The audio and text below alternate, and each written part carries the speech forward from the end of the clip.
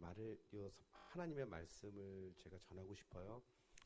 저도 하나님의 그 선물 때문에 정말 그 고통 가운데서 다시 일어날 수 있었던 것 같아요. 이 레이몬드처럼 제가 그 고통 가운데 내가 강한 의지로 내가 일어나려고 하니까 또 아버지께서 저를 또 찾아주시고 저를 건져주시고 저에게도 날개까지 달아주셨던 것처럼 오늘 이 자리에 오신 모든 분들에게도 또 하나님의 주님의 날개를 달아주실 거라고 저는 믿습니다. 제가 제일 가장 좋아하는 말씀이요. 데살로니가전서 5장 16절에서부터 18절이에요. 여러분들도 잘 아실 겁니다. 항상 기뻐하라. 그리고 쉬지 말고 기도하라. 범사에 감사하라. 이것이 예수 그리스도 안에서 너희에게 향하신 말씀이니라 합니다. 그러면 아마 여러분들도 마찬가지일 거예요. 내 안에 기쁨이 넘치지 않을 거고요. 그리고 제 삶 속에서 정말 쉬지 않고 기도하게끔 해주시더라고요. 그 쉬지 않고 기도가 없었더라면 저는 또 중간에 또 쓰러졌을 거예요. 항상 아버지는 나와 함께하고 계시지만은 내가 아버지를 필요로 할 때, 내가 강한 아버지의 옷자락이라고 잡을 때 아버지께서 저를 도와주시더라고요. 우리가 인간이다 보니까 아버지를 믿고 그리고 항상 신앙 안에서 살더라도 워낙 바깥으로 나가면 너무나도 매몰찬 황야가 펼쳐져 있습니다. 그리고 이 세상이 우리를 가만 놔두지 않더라고요. 항상 우리를 유혹하고 그리고 우리를 그 가운데서 자꾸 흔들고 있습니다. 절대로 우리의 혼자 힘 그리고 나의 의지대로 되는 건 아무것도 없습니다. 그럴 때 우리가 쉬지 않고 기도할 때마다 아버지께서 우리를 강하게 붙잡아 주시기 때문에 우리가 살아가는 큰 힘이 되지 않을까 하는 생각을 해봅니다. 그리고 제가 세상에 원망만 가득했던 저에게 정말 감사함을 주셨습니다. 그 감사함의 첫 번째가 뭐였냐면요. 저는 정말 원망만 했습니다. 2009년 11월 8일이 여러분들도 아시겠지만 저희 소중한 아이를 갑자기 뺏어갔어요. 그리고 이 세상의 모든 것들에 대한 원망과 죄책감과 그리고 분노와 그리고 제 몸이 그냥 뜨거운 용광로 같이 뜨거웠었습니다. 근데 모든 것을 다 마치고 처음으로 감사함을 아버지를 향해서 드렸던 게 바로 이 대사였습니다. 우리 아이가 딱 저희 가족과 7년을 살다 갔습니다. 7년 동안 너무나도 아름다운 모습만 보여주셔서 너무 감사합니다. 그게 저의 감사함이었어요. 그때부터 저의 삶의 방향이 틀려지기 시작하더라고요. 하나님을 만나면서 나의 삶의 방향이 참 중요한 것 같아요. 내가 어디 방향을 보고 내가 가느냐가 참 중요한 것 같아요. 특히 우리 여기 청소년들도 있을 거고 그리고 청년들도 계실 거고 그리고 우리 장로님 같이 어떤 중장년의 나이를 드신 분들도 계실 거고 과연 나의 방향이 올바른 방향으로 걸어가고 있느냐 거기에 대한 한번 질문을 해볼 필요가 있지 않을까. 근데 저는 하나님을 만나지 않았더라면 저의 방향은 너무나도 뻔한 방향이었을 거예요. 그리고 너무나도 어려운 방향을 향해서 갔을 거예요. 근데 그 방향이 물질이 될 수 있고요. 내 친구가 될 수도 있고요. 그리고 내 즐거움에 찾아가는 방향이 될 수도 있었어요. 근데 항상 기뻐하라는 말을 보면서 제가 그랬습니다. 전 내가 기뻐하면 항상 그게 즐겁고 그게 그 안에서 신앙이 커가는 건 줄 알았어요. 그 방향성과 그 지혜를 주시는 게 결국 뭐였냐면 하나님이 기뻐하는 일을 했을 때 내가 결국 기쁘다는 그 진리를 깨닫게 해주시더라고요. 아마 여러분들도 내가 즐거운 게 아니라 아버지를 즐겁게 했을 때 나에게 기쁨이 찾아온다는 진리를 깨닫게 해줄 것이라고 저는 믿습니다. 그래서 저는 그 감사함으로 다시 일어날 수 있었습니다. 그리고 하나님이 저를 방향을 어디를 틀어주셨냐면요. 2010년 1월 12일 날 IT 대지진이 일어났습니다.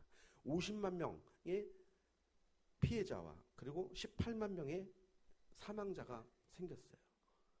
근데 그곳을 향해서 자꾸 방향을 틀어주시는 거예요. 결국 제가 IT까지 가게 됩니다. 2010년 2월 달에. 불과 우리 아이와 그렇게 아픔을 안고 나서 신앙 안에서 건디고 있지만 그래도 힘들었어요. 우리 아내와 저의 기도가 뭐였냐면요. 아버지, 딱 한 번만 우리 아이의 체온 한 번만 느끼게 해주세요. 아버지, 이 세상에 살다 보니까 우리 아이가 천국에 있다고 하는데 그 천국에 있는 모습 한 번만 보여주세요. 그렇게 신앙생활을 하면서도 우리 아내와 저는 지옥을 여러 번 왔다 갔다 했습니다. 예배를 드리고 바깥에 나가면 또 우는 거예요. 저희 집에 트라우마가 있습니다. 첫 번째, 7살, 8살짜리 남자애를 보면 저희도 모르게 따라가게 돼요. 그리고 초등학교 앞을 지나가지 못해요. 그리고 장례식장, 결혼식장, 돌집 아무 데도 못 갔어요. 그리고 누가 군대 간다 그러면 눈물이 나요. 우리 아이가 나하고 함께 있으면 향후 20년 후에는 이 아이도 군대 가는데 나는 군대도 못 보내는 아버지가 됐구나. 그런 죄책감 때문에. 그나마 나를 잡아주셨던 게 아버지 때문에 제가 견딜 수 있었던 것 같아요. 그게 저의 두 가지 기도 제목이었습니다. 근데 아이들을 향해 갔습니다. 근데 그곳에서 한 고아원을 방문하고 그 고아원에서 한 100여 명의 부모를 잃은 아이들이 다 앉아 있었어요. 근데 그들을 위로해 주기 위해선 저의 아픔을 얘기해야 되겠더라고요. 얘들아, 나도 너희와 똑같아. 너희가 얼마 전에 부모를 잃은 것처럼 나도 얼마 전에 내 아이가 천국에 있어. 내가 이틀 반나절에 걸려서 이곳까지 온 이유는 너희를 위로해 주기 위해서. 하늘에 너희 부모와 내 아이가 있어. 우리가 이 땅에 남겨진 우리는 천국 가는 그날까지, 그들 너희 아버지를 만나는 그 순간까지, 내 아이를 만나는 그 순간까지 기쁘게 살고 행복하게 살아야 돼. 화이팅! 아이들이요, 저는 막 좋아할 줄 알았어요. 아작! 이렇게 할 줄 알았어요. 물론 통역하시는 분들도 계셨죠. 근데 그 아이들의 시선은 오른쪽에는 선물로 다 가 있는 거예요. 그리고 아이들이 죽음을 몰라요. 어떻게 보면 천만다행인 거예요. 7살, 8살, 9살, 10살 다 어린아이들이니까 엄마 아빠가 잠시 어디 갔다 오는 줄만 아는 거예요. 천만다행이다. 그리고 아이들에게 선물을 나눠주는데 갑자기 한 아이가 저쪽에서 눈에서 보석처럼 반짝반짝 빛이 나는 거예요. 피부 까만 아이가. 쟤 뭐지? 다가가 보니 눈이 반짝반짝거리는 게 눈물이 여기에 맺혀갖고 거기서 빛이 나는 거였어요. 이 아이가 내가 가니까 눈물을 흘리고 있는 거예요. 누가 봐도 딱 알잖아요. 얘가 왜 우는지를. 그래서 제가 물어봤습니다. 이름이 뭐니? 그러니까 세손이래요. 나이가 몇 살이니? 8살이래요. 근데 저는 그 8살이라는 말에 막 심장이 막 떨리기 시작하는 거예요. 와, 그때 내가 이 아이를 안아줘야 되겠다. 그래서 제가 그 아이를 안아줬습니다. 근데 이 아이의 반응이 너무나도 놀라웠어요. 내가 딱 안으려고 하는 순간 이 아이가 제 가슴에 머리를 박고 제 허리를 꽉 잡고 엉엉 우는 거예요. 그때 제 안에 있는 이 모든 피부 조직과 저희 생각과 이 모든 것들이 그냥 쭈삣쭈삣 서더니만 갑자기 내가 여기 온 이유를 안 거예요. 야, 아버지가 날 여기까지 보내신 이유가 이 한 아이를 품게끔 하기 위해서 여기까지 보내주셨구나. 그래서 그 아이와 부둥켜 안고 제가 얼마나 눈물을 흘렸는지 몰라요. 그 인연으로 지금까지도 그 고아원과 그리고 IT와 그리고 그 아이와 지금 인연을 맺고 계속 후원을 하고 있습니다. 그래서 그 아이와 함께 헤어지고 난 후에 숙소에 들어오니까 정말 천국의 모습까지 보여주시는 거예요. 아름다운 천국의 모습에서 우리 아이를 만난 거예요. 그리고 그 아이가 저에게 얘기합니다. 아빠, 이제 그만 우세요. 그리고 제 친구들 많이 도와주세요. 그래, 알았어. 아들아, 네 소원 아빠가 들어줄게. 그리고 한국에 들어왔습니다. 그리고 그 아이들을 위해서 내가 할 수 있는 일이 무엇일까 고민하다가 제가 주변에 미술 작가님들을 많이 알고 있어요. 그래서 그들과 함께 서울 옥션과 월디비전과 함께 제가 자선 경매를 시작하게 됩니다. 그래서 2010년 5월 달에 첫 번째 자선 경매를 시작해서 지금까지 계속 콘서트와 경매를 하고 있습니다. 근데 첫 번째 경매를 할 때 1억 700만 원이 모인 거예요. 그래서 2012년도에는 2회 동안 한 기금으로 IT에다가 무너진 학교를 내가 같이 많은 사람들과 세우게끔 해주세요. 그 기도 제목이었어요. 근데 하나님께서 2년 만에 그곳에 학교를 세우게끔 해주셨어요. 제가 하나님을 만나지 않았다면 제가 IT에 갈 이유도 없겠죠. 그리고 아버지를 만나지 않았더라면 저는 학교를 세울 수도 없었어요. 이게 다 내가 한 게 아닙니다. 바로 아버지가 해주신 거예요. 그리고 저와 함께 동행해 주시기 때문에 가능한 거예요. 나의 힘으로 이루어질 수 없는 것들이 과연 누가 나와 함께 했기 때문에 바로 아버지가 했기 때문에.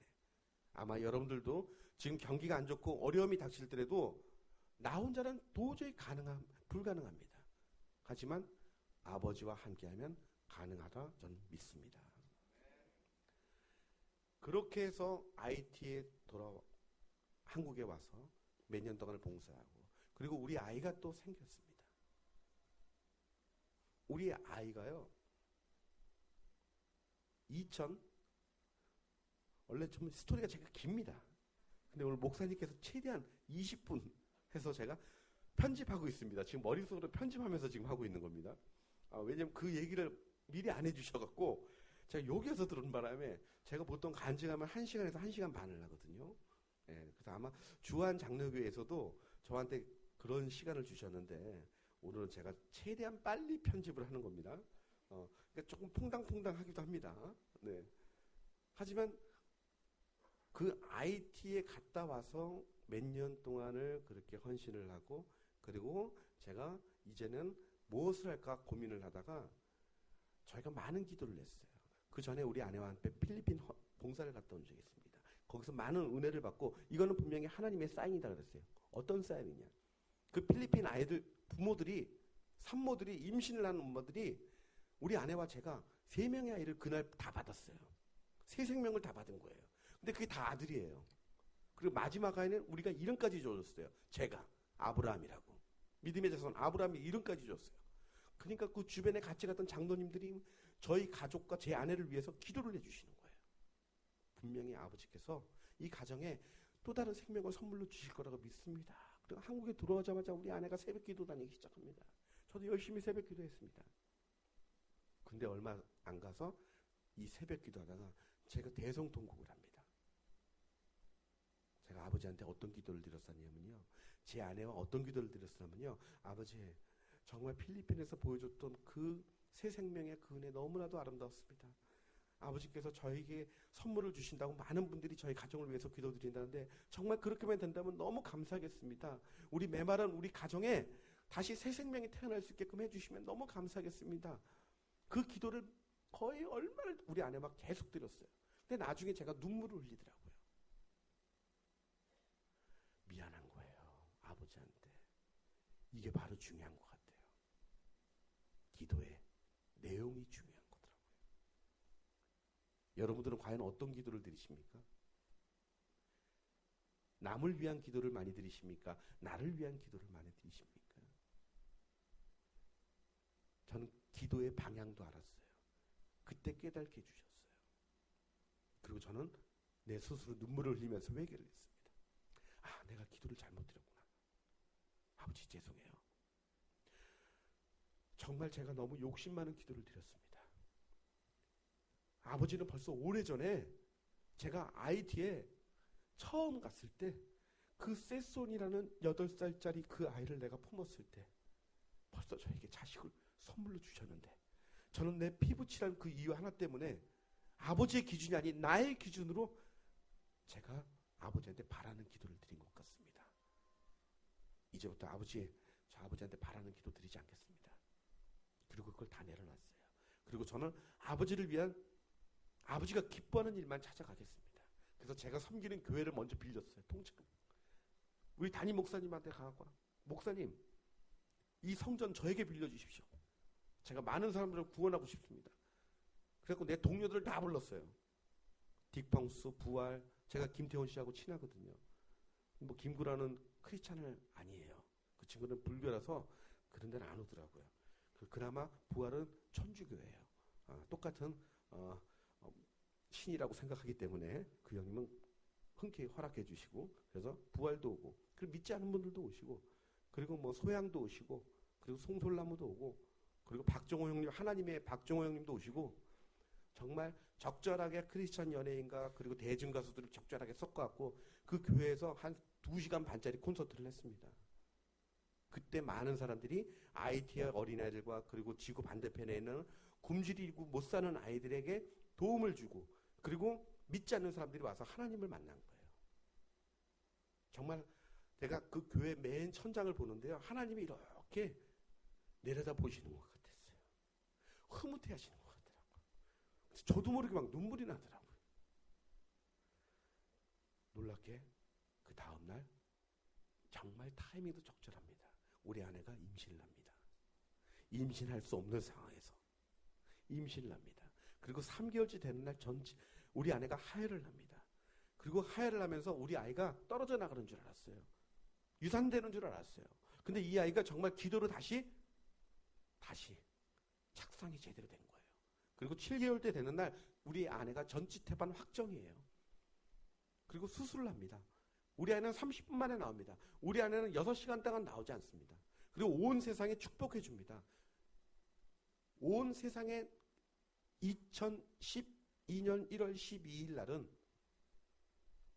온 반나절 동안 토탈 사이트가 이광기 아들 등남, 그리고 하늘에서 준 선물, 그런 내용으로 다 도배를 하고 검색 계속 반나절을 1위를 했습니다. 근데 저는 기쁘지가 않은 거예요.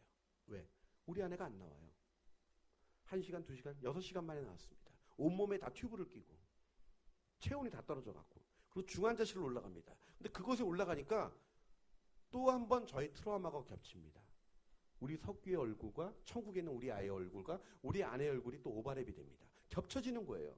우리 아이는 멀쩡하던 아이를 갑자기 뺏어갔는데, 우리 아내는 6시간 동안 그렇게 수술과 사투하다가 지금 중환자실, 그것도 무균실까지 들어가는데 과연 우리 아내가 살 수 있을까? 설마 아버지, 이건 아니죠. 내가 할 수 있는 게 아무것도 없어요. 그동안 아이가 기도로 쌓아왔던 어떤 노하우가 있잖아요. 어떤 방향이 있잖아요. 기도의 방향. 안 되겠다. 그래서 그 밑에 있는 정동교회까지 내려가서 정동교회에서 제가 혼자 기도를 했습니다. 그냥 아버지만 붙잡았어요. 그리고 나중에는 어떻게 나거든요. 기도가 아버지 마음대로 하세요. 나중에 땡깡까지 피우더라고요. 그냥 아버지 마음대로 하세요. 그냥 막 땡깡 피우다가 그냥 아버지가 그냥 하고 싶은 대로 하세요. 나도 왜 이왕이면 나도 데리고 가세요. 근데 나중에 또 다시 또 간절한 기도가 나오더라고요. 우리 아이 젖 한 번만, 우리 아내와 우리 아이가 눈 한 번만 마주치게 해주세요. 더도 말고 그거 한 번만, 젖 한 번 물리는 것과 눈 한 번만 마주치게 해주세요. 엄마 얼굴, 엄마의 체온을 한번 느껴봐야 되지 않겠습니까? 근데 결국 그 기도를 들어주시더라고요. 그래서 한 3일 만에 우리 아내가 중환자실에서 깨어났어요. 수혈을 62팩을 했습니다. 그리고 합병증도 조심하라 그랬어요. 중환자실에 나와도 그 다음은 또 합병증이에요. 근데 합병증도 무사히 넘어갔어요. 그 아이가 지금 6살이 됐습니다. 그리고 우리 아이의 태어난 날이 너무 기가 막혀요. 우리 아이가 태어난 게 2012년 1월 12일이에요. 근데 IT 지진 난 날이 2010년 1월 12일이에요. 전 닭살이 돋았어요. 나는 영원히 아버지께서 IT를 향하게끔 해주셨구나. 나의 방향을 무조건 IT만 바라보게끔 해주셨구나.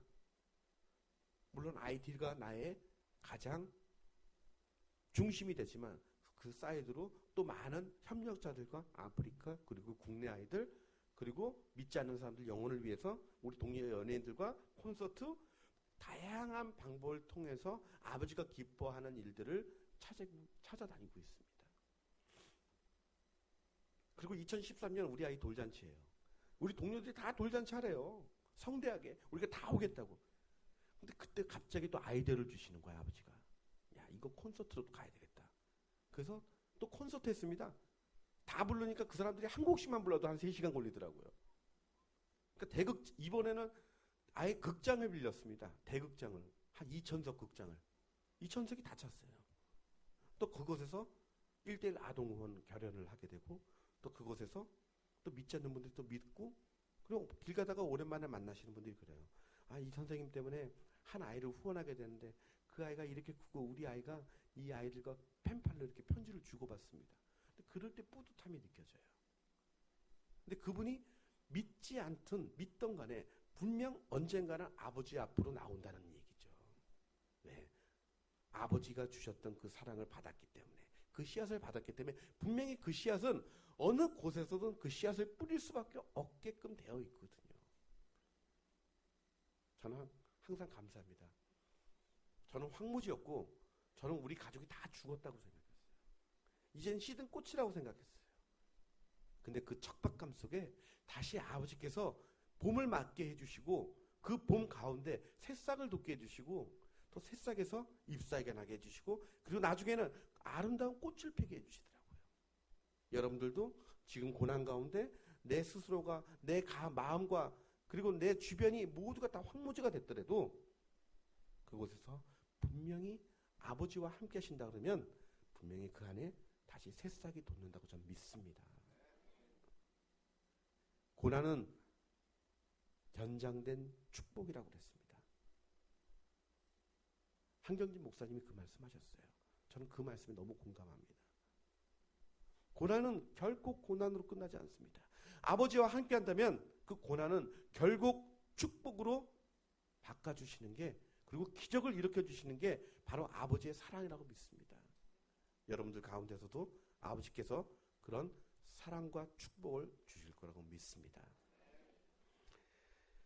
마지막으로 제가 찬양을 하나 해드리고 싶은 게 있어요. 여기 같이 함께 하고 싶은데요. 우리 한번 이렇게 받으셨죠? 뭘 할지라는 거는요. 너는 내 아들이란데요. 네. 네. 너는 내 아들이다. 이렇게 한번 이렇게 좀 그거 하면서 제가 또 할 얘기가 좀 있어서 그렇습니다. 네.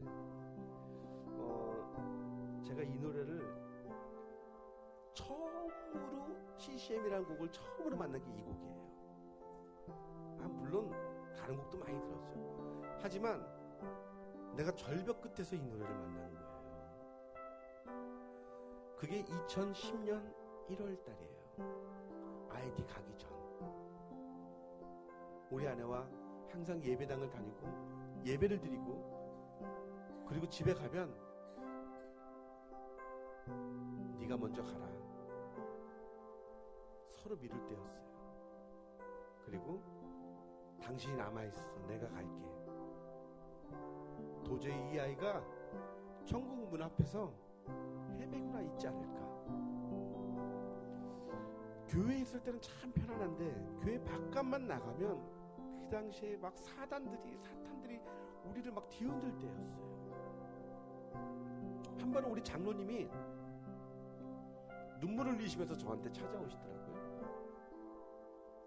이 선생님, 우리 아이를 보내고 나니까 이 선생님의 그 마음을 알 것 같아요. 그 상처의 깊이를 알 것 같아요.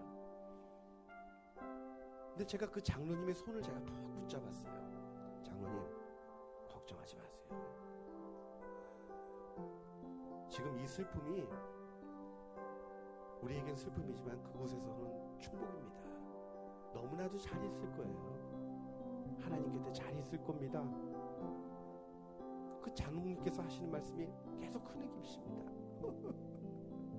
정말 우리 아이들 잘 있겠죠. 갑자기 그분이 하늘을 바라보십니다. 그래서 저도 같이 슬픔을 나누고자 같이 하늘을 봤어요. 그분이 하신 말이 그 아이의 이름을 부릅니다. 해피야, 우리 해피야, 보고 싶다. 그 순간 저는 주먹이 울그락불그락, 사람이 아니라 강아지였던 거예요. 개새끼죠? 강아지. 우리 아내가 저를 말렸어요. 그리고 저는 집에 가면서도 계속 그 장로님만 욕했어요. 그리고 그 하루 종일 기분이 안 좋았어요. 근데 마지막 밤에 들어가서 우리 아내가 기도하자 그러더라고요. 이제 기도하면서 그때부터 기도하다가 갑자기 그 장로님에 놓고 우리 아내가 기도를 하자는 거예요. 저는 별로 하고 싶지 않았어요. 근데 우리 아내가 먼저 기도를 하기 시작하더래요. 근데 나중에는 그분의 마음을 이해할 수 있겠더라고요. 그 이해할 수 있는 마음을 주시더라고요. 용서할 수 있는 마음을 주시더라고요. 그때 알았어요. 아, 내 안에 하나님이 나와 함께 해주시는구나. 내 마음을 하나님처럼 만들어, 예수님처럼 만들어 주시는구나. 내 안에 작은 예수가 함께 하시는구나. 그때 그 마음을 알았어요. 그리고 한 번은요, 제가 새벽 예배를 가는데 저 혼자 갔습니다. 그리고 저 혼자 갑자기 예배 끝나고 우리 아이가 너무 보고 싶었어요. 저 혼자 운전을 하면서, 저희 집이 일산이라서 벽지에 있는 우리 아이 추모공까지 가면 자유로로 달려야 됩니다. 새벽 예배 끝나니까 얼마나 차가 한산해요. 나도 모르게 차를 왼쪽 오른쪽 지그재그로 가는 거예요. 근데 그 순간, 아, 내가 이 핸들을 틀면 추모공원에는 우리 아이를 만나러 가는 게 아니라 하늘에는 우리 아이를 만나러 갈 수 있겠구나. 틀까 말까? 그러면서 우리 아이 이름을 계속 불러. 석규야, 너무 보고 싶어. 석규야, 너 정말 잘 있는 거니? 아빠가 너 따라갈 거야. 너 가고 싶어. 그때 아버지께서 저를 또 잡아주시더라고요. 맞아, 이거는 사탄이 날 유혹하는 거지. 이 정적에서, 이 적막하면서 탈출해야겠다. 그래서 왼손으로 핸들을 잡고 오른손에 있는 그 정박함을 탈출하기 위해서 무슨 아무 손에 잡히는 CD를 제가 플레이어에다 꽂았어요. 그 수많은 CD 중에. 근데 이 노래가 나오는 거예요. 힘들고 지쳐 낭망하고 나오죠. 일어날 힘 전혀 없을 때 못 자극난 그 손글로 나를 붙잡아 주시며 합니다. 광기야, 너는 내 아들이야. 내 사랑하는 내 딸이야. 제가 운전을 할 수가 없었어요. 갓길에 세우고 제가 얼마나 울었는지 몰라요. 아, 정말 이게 아버지의 음성이구나. 아버지 절 정말 사랑하시는군요. 너무 감사합니다. 저 절대로 이제 나쁜 생각 안 가질게요. 저 정말 나쁜 생각 안 가질게요. 그리고 제가 자동차를 몰고 다시 우리 아이를 만나러 갑니다. 이 노래를 계속 틀어놓고 이 노래를 따라 부르면서 달려가는데 역시 아버지는 절묘하시더라고요. 어둠이 걷히고 새벽이 걷히고 태양이 떠오릅니다. 근데 그 태양이 떠오르는데 아버지의 십자가였어요. 제가 그 사진을 찍었는데, 제가 우리 목사님한테 바로 저게 핸드폰으로 찍은 거예요. 근데 내 눈에는 십자가로 보여요. 모르겠어요. 여러분 눈에 십자가로 보이면 아멘입니다. 네. 그 너무 제가 은혜를 받았습니다. 그래서 저에게는 이 노래가 아버지의 음성 같은 노래예요. 그래서 오늘 이 아버지의 음성을 여러분들과 함께 나누고 싶어요. 오늘 여러분들 바로 머리 위에 아버지가 지켜보고 계세요. 그리고 아버지께서 여러분들의 손을 잡아주기 위해서 손을 내밀고 있습니다. 내가 아직도 아버지의 손을 꼭 붙잡지 않았더라면 오늘 이 시간 아버지의 손을 꼭 붙잡고 아버지와 함께 동행한다면 나의 상처, 나의 아픔, 그리고 나의 그리움, 나의 분노, 이 모든 것들을 아버지께서 다 해결해 주실 거라고 믿습니다. 우리 다 같이 이 노래 함께 하도록 하겠습니다. 힘들고 지쳐 낭망하고 넘어져 일어날 힘 전혀 없을 때에 조용히 다가와 손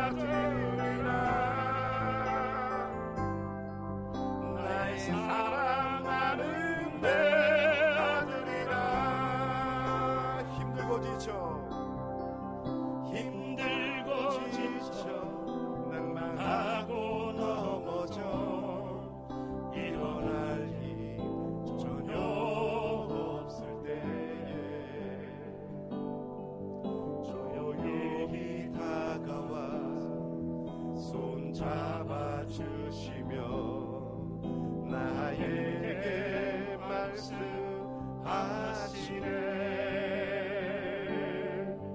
나에게 실망하며 내 자신 연약해 고통 속에 눈물 흘릴 때에 못자국 난 그 손길 눈물 닦아주시며 나에게 말씀하시네. 자, 다같이 손을 올려서 하나님의 손을 잡으세요. 너는 내 아들이라. 오늘날 내가 너를 놔둬라. 너는 내 아들이라.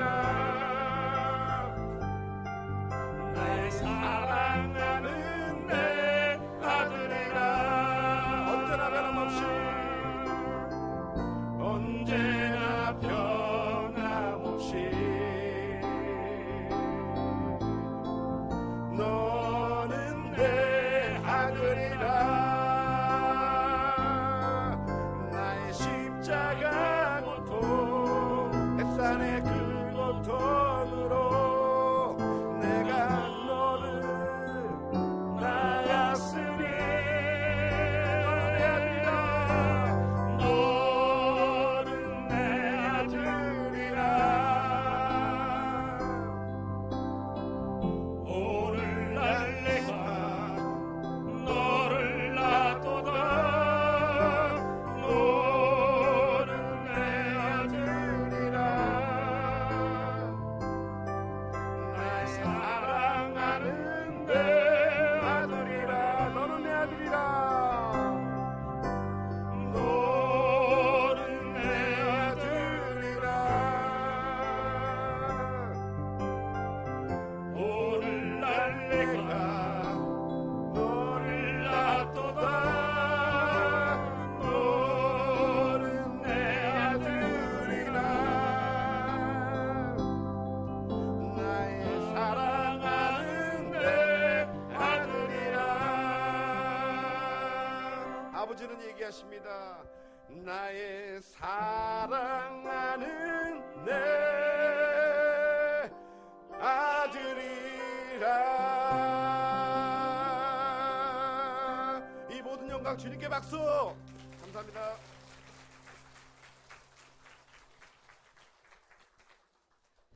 자, 우리 이강기 배우님 앞으로도 계속해서 정말 이런 분들이 잘 돼야 되잖아요. 그래야 IT도 살고 또 우리나라 많은 고아나 이런 분들이 살고, 특별히 해피 이야기는 잘해줬어요. 왜냐하면 제가 요번에 7개월을 키운 민도 가만히 있는데 깜짝 놀랐어요. 그래 내가 개를 먹는 사람으로서 하나님 이건 아니지 않습니까? 내가 개는 안 먹으면서 이렇게 눈물이 나면 그럴 텐데, 그런데 눈물이 났어요. 그러면 하나님이 저한테 가르쳐 주신 게 있어요. 뭔가 하면 너는 7년 키운 그 개도 그렇게 사랑해서 눈물 흘리냐? 세상에 죽어가는 영혼들 내가 얼마나 사랑하시는지 아냐? 진짜 그걸 가르쳐 주셔서 난 너무 어분해. 그것 때문에 이번 이 잔치에 우리 이강기 배우를 하나님께서 크게 쓰실 줄로 믿습니다. 우리 한 번 더 큰 박수로 앞으로 사역에 그리고 기도 많이 해주시기 바랍니다. 저는 청신제일교회 위임 목사로 있는 박영준이라고 합니다. 만나서 반갑습니다. 그 목포에 실제로 있었던 이야기라고 하죠.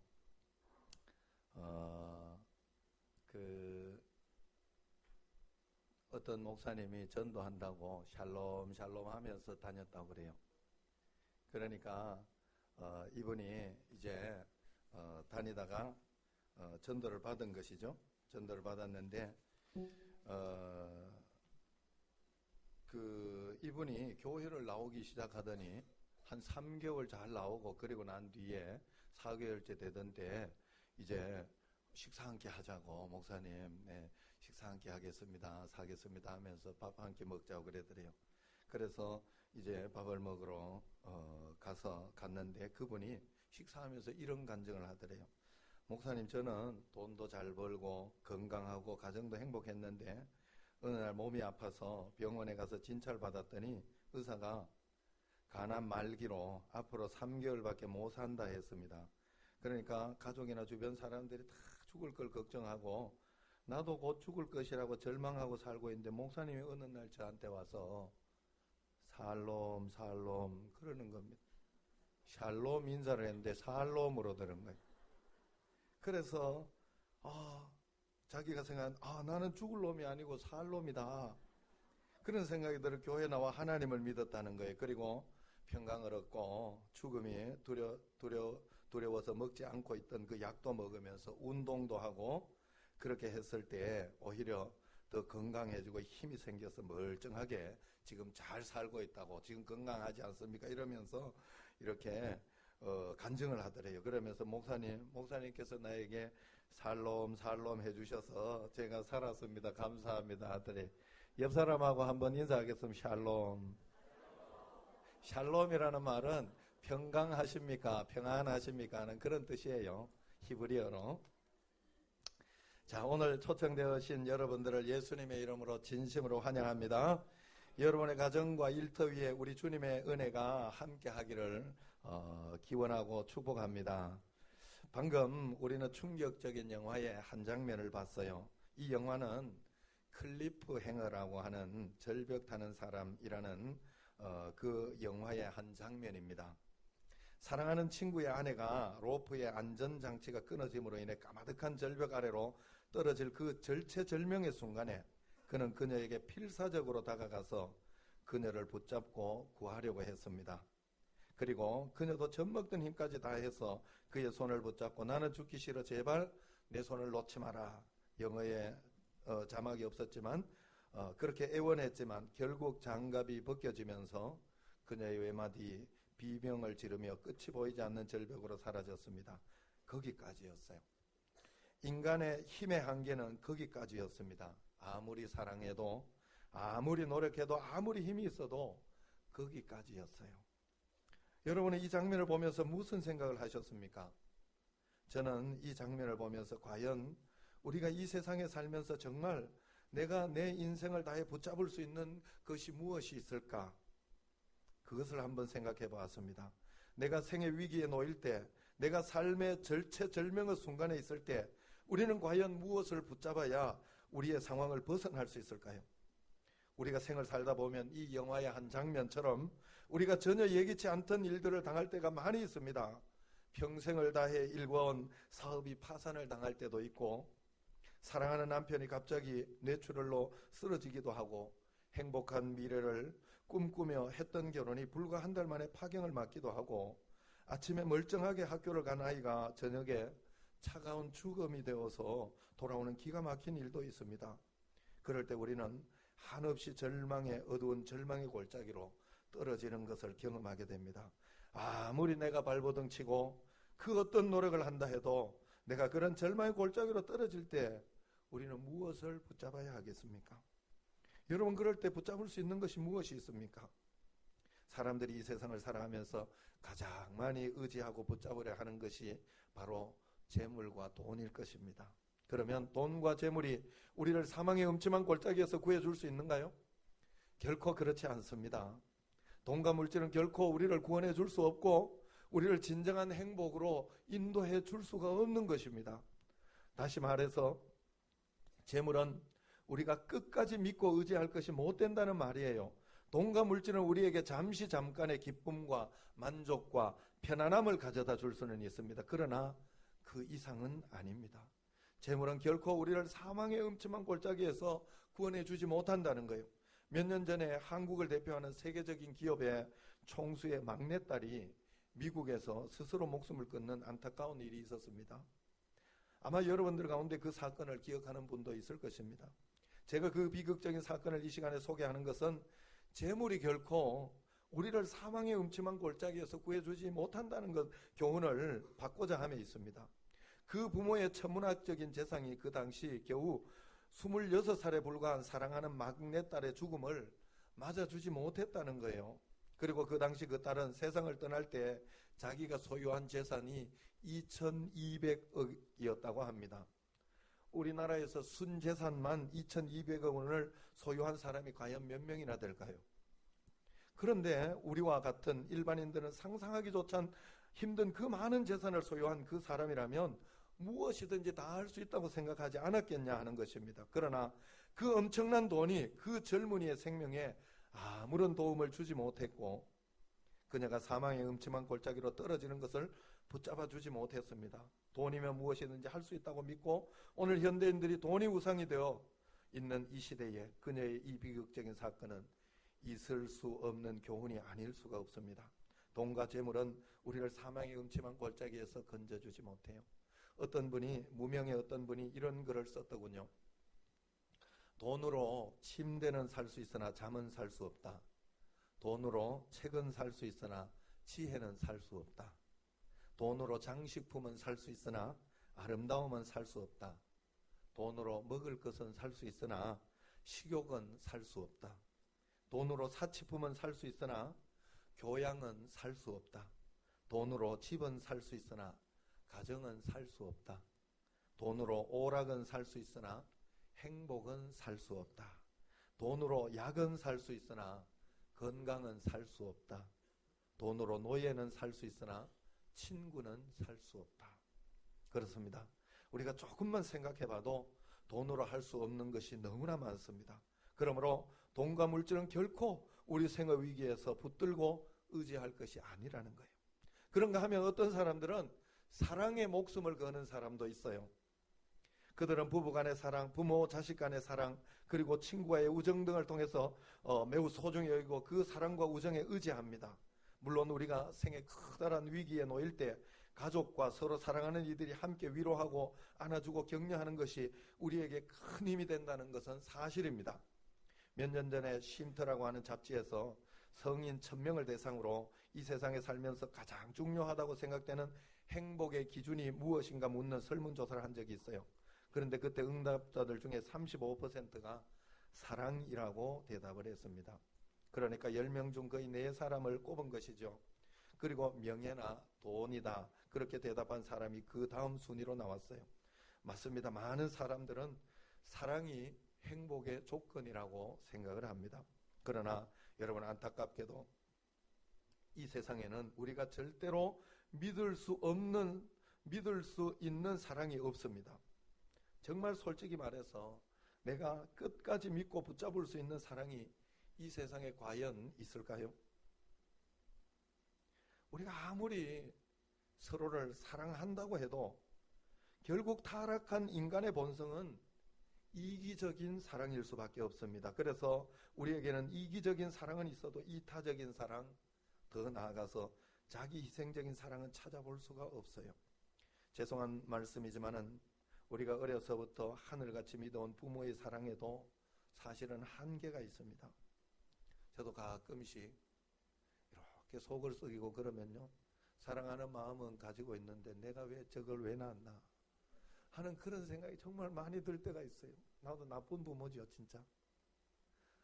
저놈은 새끼 안 나왔으면 하는 그런 생각이 들 때 진짜 있어요, 제 마음속에.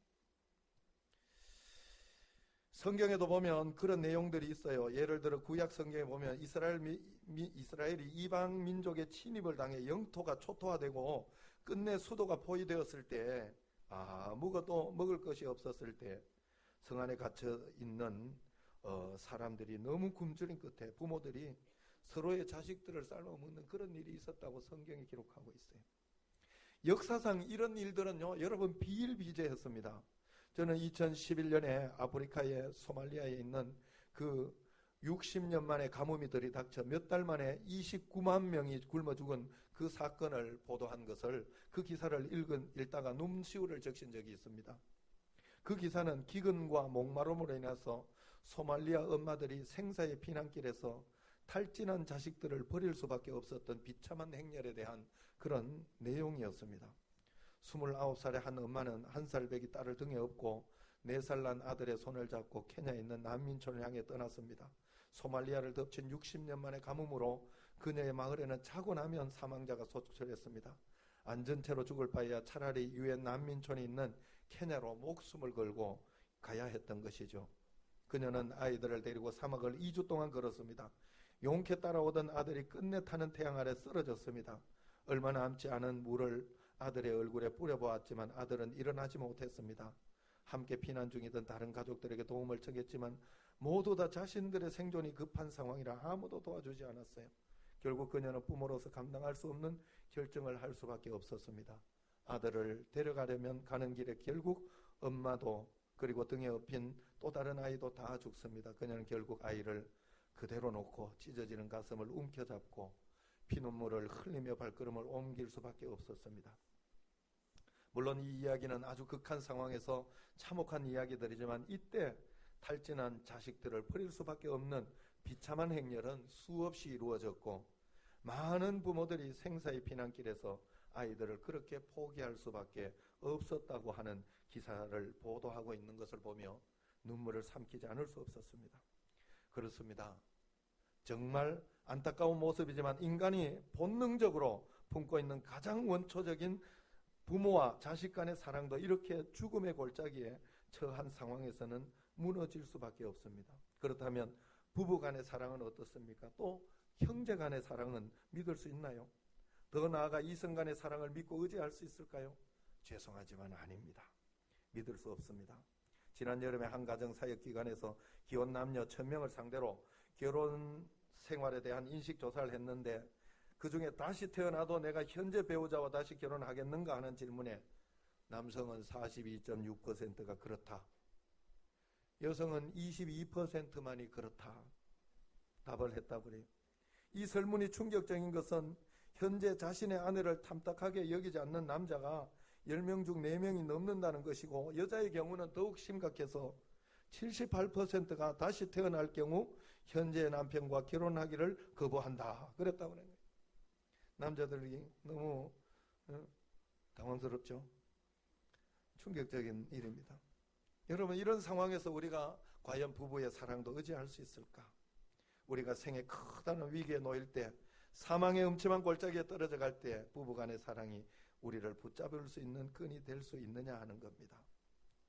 우리가 누구를 믿을 수 있겠습니까? 우리가 누구의 사랑을 의지하고 붙잡을 수 있겠습니까? 아무도 없습니다. 타락한 인간의 본성은 진정한 사랑을 잃어버렸기 때문입니다. 그러나 오늘 저는 여러분에게 소개하고자 하는 분이 있습니다. 그분이 바로 성경에서 말씀하는 예수 그리스도십니다. 우리의 사랑과는 차원이 다른 하나님이십니다. 진정한 사랑이 있다. 그것이 바로 하나님의 사랑이라 이야기를 합니다. 잠시 후에 제가 말씀드리겠어요. 이제 마지막으로 세상 사람들이 삶의 위기 순간에 의지하고 붙잡으려고 하는 대표적인 것 마지막 한 가지를 더 말씀드립니다. 그것은 뭐냐? 바로 권력과 명예입니다. 이에 대해서 길게 말씀드리지는 않겠습니다. 현대인들은 권력의 말에게 쉽게 사로잡힙니다. 특별히 이것은 남자들에게 더 심각합니다.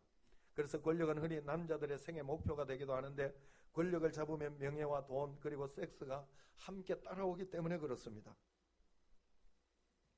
얼마 전에 이렇게 일어났던 그 최순실 사건, 권력에 대한 어떤 그런 것들로 엄청나게 많은 정말 실세로 있었던 그 사람들이 다 잡혀 들어가는 것을 보게 되지요. 권력은 날아가는 새도 떨어뜨린다 하는 말을 하면서 권력을 잡으려고 하지만 사실은 그 권력은 추하고 복잡한 것입니다. 권불십년이라는 말이 있듯이 절대 권력은 절대적으로 타락했고 그 결과 항상 오래가지 못했어요. 오히려 역사는 권력을 추구하는 인생들이 얼마나 추하게 타락하거나 멸망의 나락으로 떨어졌느냐를 여실히 보여주고 있습니다. 그러므로 오늘 청신제일교회 성도 여러분 그리고 환영주의로 오늘 우리 교회를 방문해 주신 새신자 여러분, 권력도 명예도 재물도 사랑도 세상의 그 어떤 것도 우리를 사망의 음침한 골짜기에서 구해주지 못한다는 것을 여러분 꼭 기억하시고 우리 삶의 엄청난 시련과 역경 가운데 빠졌을 때 우리를 진정으로 붙잡아 줄 수 있는 그런 것들이 세상에는 없습니다. 아까 동영상에서 잠깐 봤듯이 우리 손에 끼어진 장갑과도 같은 것들이고 그것이 벗겨지면 우리는 절망의 나락으로 떨어질 수밖에 없습니다. 그렇다면 여러분이 지금 붙잡고 있는 것은 무엇입니까? 그것은 진정 여러분들을 시련과 고통과 역경 속에서 굳세게 붙잡아 줄 수 있는 것입니까? 저는 오늘 여러분들에게 우리가 인생의 가장 절박한 위기의 순간에 붙잡아야 할 분을 한 분 소개하려고 합니다. 그분은 바로 우리 인생들을 지으시고 온 우주 만물을 창조하시고 지금도 섭리하시는 하나님 아버지신 줄로 믿습니다. 그리고 그 하나님께서 오늘 우리 삶의 위기의 순간에 무엇인가를 붙잡으려고 몸부림치고 있는 우리에게 이렇게 말씀하고 있습니다. 두려워하지 마라. 내가 너와 함께 있다. 놀라지 마라. 나는 내 하나님이다. 내가 너를 굳세게 만들어 줄 것이라. 나는 너를 참으로 도와주리라. 참으로 나의 의로운 오른손으로 너를 붙들리라 하고 말입니다. 그리고 이 하나님의 붙드심의 손길을 경험한 시편 기자는 이렇게 노래하고 있습니다. 여호와께서 사람의 걸음을 정하시고 그의 길을 기뻐하시나니 그는 넘어지나 아주 엎드러지지 아니함은 여호와께서 그의 손으로 붙드심이라. 찬양 중에 주님여 이 손을 꼭 잡고 가소서 하는 그 찬양이 있어요. 그 찬양에 이렇게 그림을 옆에 그려놓은 게 있는데 거기에 보면 손을 이렇게 잡고 가는 게 아니에요. 손을 하나님께서 우리의 손을 여기를 딱 잡고 가는 거예요. 넘어지려고 할 때 번쩍 들어주는 거 아시죠? 이렇게 자기 자식 손을 팔목을 딱 잡고 있다가 애가 길을 가다가 넘어지려고 하면 딱 잡아 당겨주고 주님께서 우리를 그렇게 해주시는 줄로 믿습니다. 이 험한 세상 진정 붙잡아야 할 것은 바로 하나님의 손인 줄로 믿습니다. 아까 이강기 배우가 하나님의 손을 붙잡았을 때 그는 사실 그 다음에 아내의 어떤 그런 경험이나 이런 것들이 하나님께서 주신 더 믿음으로 쓰시려고 간증하게 하시려고 허락하신 그런 거예요. 그래서 그것 때문에 더 큰 믿음을 가지게 되고 하나님을 알게 되었어요. 여러분들도 이제 그 하나님을 만나서 그 하나님의 손을 붙잡아야 됩니다. 우리를 사망의 음침한 골짜기에서 건져주시고 구원해 줄 예수 그리스도 손을 붙잡아야 됩니다. 하나님께서는 지금 이 순간에도 우리를 붙잡아 주시려고 당신의 능력의 오른손을 우리에게 내밀고 있다 하는 것입니다. 그러므로 이 시간 여러분들 가운데 인생의 시련 가운데 있는 분들 있습니까? 사망의 음침한 골짜기를 걷고 계신 분들 있습니까? 사랑하는 이들에게 배신을 당해 쓰라린 가슴을 부여잡고 있는 분들 있습니까? 내 능력과 내 능력으로 내 힘으로는 도저히 해결할 수 없는 문제들로 인하여 탄식하는 분들 있습니까? 사랑하는 가족의 치유 불가능의 질병 때문에 힘들어하고 있는 분 있습니까? 그래서 하나님의 도우심과 치유와 구원의 손길이 절실하게 필요한 분들이 혹시 여기 있습니까? 그런 분들은 이 시간 용기를 내고 손을 드십시오. 그래서 이렇게 하나님께 도움을 요청하는 기도를 하면 되겠습니다. 이 시간 우리 눈을 감고 한번 기도하도록 하겠습니다. 여러분 이 시간 하나님의 손을 붙잡기를 결단하시는 분들은 조용히 눈을 감고 손을 드시기를 바랍니다. 구원해 주소서 하는 분들은 손을 들어 표해 주시면 주님께서 그 믿음을 보시고 달려와 손을 잡아 주실 것입니다. 그리고 또한 여러분의 삶 속에도 놀라운 이적과 기사를 베풀어 주실 것입니다. 그리고 우리 교회도 여러분들이 그 믿음의 손을 잡을 수 있도록 손을 잡아 줄 것입니다. 그리고 여러분들을 도와주실 것입니다. 이 시간 용기를 내어 손을 들어 이제 하나님의 손을 붙잡으시고 오른손을 들어주시기 바라요. 영접 기도를 하고 할 사람은 오른손을 이렇게 손을 들어주시기 바랍니다. 주님께서는 당신의 도움을 손길을 내미는 이들을 결코 외면치 않습니다. 두려워하지 마라. 내가 너와 함께 함이라. 놀라지 마라. 나는 내 하나님이 됨이라. 내가 너를 굳세게 하리라. 참으로 너를 도와주리라. 참으로 나의 의로운 오른손으로 너를 붙들리라 약속하고 계십니다. 예, 그렇습니다. 하나님께서 여러분을 도와주실 것입니다. 여러분 손을 들어서 용기를 내십시오. 그래서 손을 들어서 마음의 작정을 하시는 거예요, 지금. 그래서 한번 따라서 기도하시면 되겠습니다. 저를 따라서 한번 우리 다 같이, 다른 분들도 기도하시고, 또 손을 들지 않은 분도 같이 한번 기도하시기를 바랍니다. 한번 따라서 기도하겠습니다. 전능하신 하나님, 감사합니다. 이 시간 우리를 만나 주시고 우리를 붙잡아 주시니 감사합니다. 하나님께서 나의 힘이 되어 주시고 내가 힘들고 어려울 때 나를 일으켜 세워 주시마 약속하시니 감사합니다. 이 시간 하나님을 믿기로 결단하고 예수님을 주님으로 영접하기로 결단한 분들에게 세상이 주지 못하는 참 평안을 허락하시고 폭풍우 가운데서도 우리를 지키시고 인도하여 주옵소서. 그리고 오늘 이 복된 자리에 초대되어 왔으나 손들어 결단하지 못하신 분들도 구원해 주옵소서.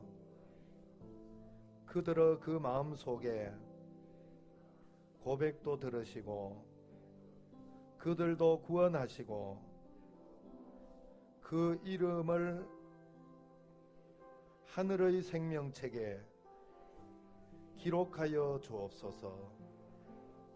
그리고 이제 우리가 이 땅에서 살아가는 동안 능력의 하나님께서 우리를 붙잡아 주옵소서. 그리고 우리들도 하나님만을 붙잡고 살게 하옵소서. 예수님의 이름으로 기도합니다. 아멘. 아멘. 할렐루야. 우리 하나님께 영광의 박수가 임했습니다. 이제 그 하나님과 동행하는 그런 삶을 꼭 살아가시기를 바랍니다.